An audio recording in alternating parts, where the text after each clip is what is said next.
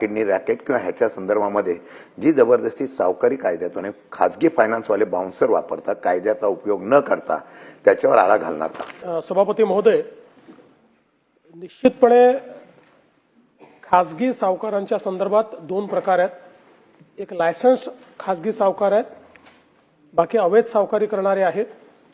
दोन्हीच्या संदर्भात अवैध सावकाराचे तर सगळे जे काही त्यांनी दिलेले कर्ज आहेत ते अवैधच आहेत.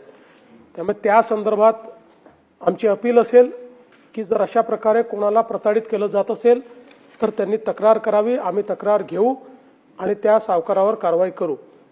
जो लायसन्स्ड सावकारी करतो आहे त्यांनीही नियमापेक्षा जास्त त्या ठिकाणी जर वसुली केली असेल किंवा जो काही आपला व्याजाचा दर ठरलेला आहे, दामदुपटीचे जे काही नियम आहेत, या सगळ्या नियमांच्या विपरीत जाऊन जर कुठल्या लायसन्स सावकाराने अशा पद्धतीनं कोणावर कर्ज लादलं असेल त्यांनीही तक्रार करावी.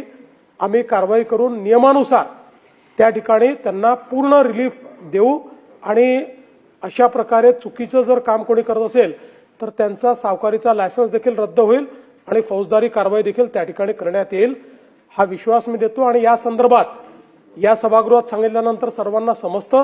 तथापि याला अधिक प्रसिद्धी कशी देता येईल जे आपण सांगितलं तोही प्रयत्न केला जाईल.